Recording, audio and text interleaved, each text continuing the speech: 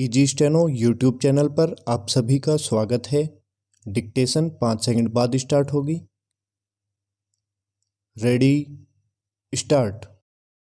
कानून एवं कार्मिक मंत्रालय से जुड़ी संसदीय समिति ने उच्च न्यायालयों में न्यायाधीशों की नियुक्ति में देरी पर चिंता जताते हुए यह जो कहा कि कॉलेजियम पर जारी गतिरोध को दूर करने के लिए न्यायपालिका के साथ कार्यपालिका को सक्रिय होना चाहिए, उस पर दोनों को ही ध्यान देने की आवश्यकता है। इस समिति ने इस संदर्भ में यह सही सुझाव दिया कि कार्यपालिका और न्यायपालिका को इस मामले में लीक से हटकर सोचने की जरूरत है। यह तभी संभव है जब दोनों पक्षों में इस विषय पर संवाद की प्रक्रिया प्रारंभ होगी। विडंबना यह है कि संवाद के बजाय वाद विवाद हो रहा है।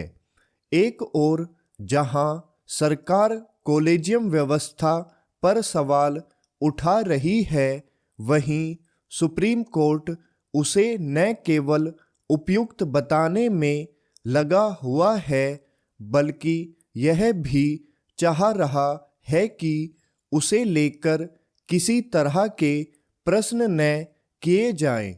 यह स्वीकार्य नहीं हो सकता और सुप्रीम कोर्ट के यह कहने के बाद भी नहीं हो सकता कि कॉलेजियम अब एक कानून है और सभी को उसका सम्मान करना होगा।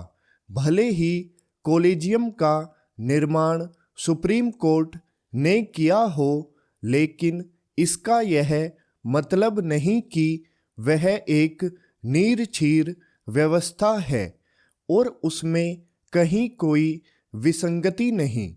वास्तव में कॉलेजियम व्यवस्था में न केवल विसंगतियां हैं, बल्कि वह लोकतांत्रिक मूल्यों के अनुकूल भी नहीं। इसी कारण उसे लेकर सवाल उठते रहते हैं। सरकार की ओर से कॉलेजियम व्यवस्था को विसंगतिपूर्ण ठहराने और सुप्रीम कोर्ट की ओर से उसे सही करार देने से बात बनने वाली नहीं है।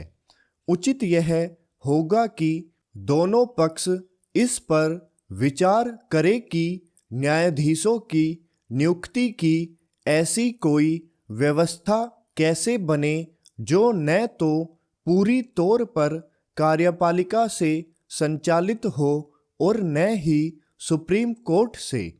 यह व्यवस्था ऐसी होनी चाहिए जिससे उच्चतर न्यायपालिका के लिए यथासंभव योग्य एवं निष्पक्ष तरीके से कार्य करने वाले न्यायाधीशों की नियुक्ति संभव हो सके।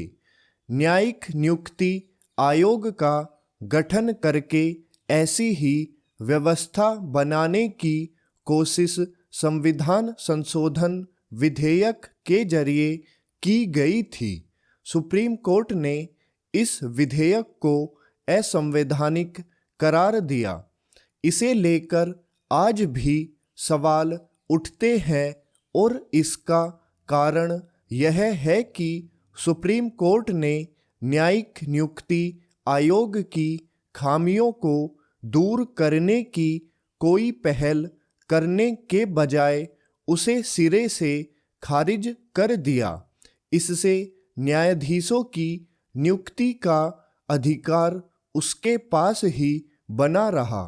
उचित यह होगा कि सुप्रीम कोर्ट यह समझे कि कॉलेजियम व्यवस्था में बदलाव की आवश्यकता है। यह व्यवस्था पारदर्शिता की भी मांग करती है।